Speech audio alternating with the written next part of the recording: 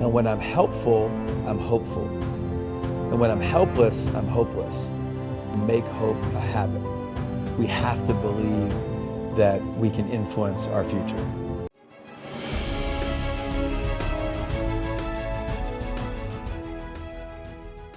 I think my dad's belief was, when you become helpless, you become hopeless. And when I feel like I can control my behavior, when I feel like I'm in control of, even if I'm going through cancer, even if I'm going through a difficult challenge, even if I'm going through a reorg in a business,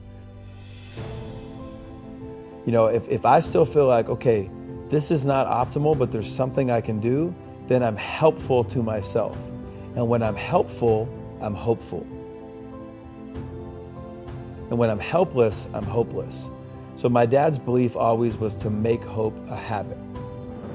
And that hope was the most powerful medicine that we all have. And then I think we have to believe that we can influence our future. We've got to believe. I believe that no matter what I'm facing, I can influence my future. That just because my first marriage didn't work, that doesn't mean my second marriage won't. But it's incumbent upon me to be better.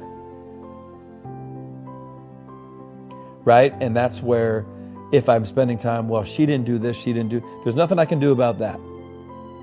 Right? But that's true. And that's where you're talking about, well, the past feels predictive.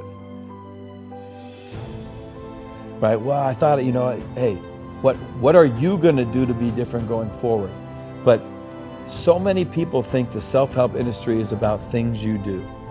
I think one of the things that makes athletes so incredible is what they're willing not to do. What they're willing not to say. What they're willing not to eat. What they're willing not to consume. What they're willing not to watch. That's what makes, think about, what are 5 things you cannot do right now that will instantly make your life better?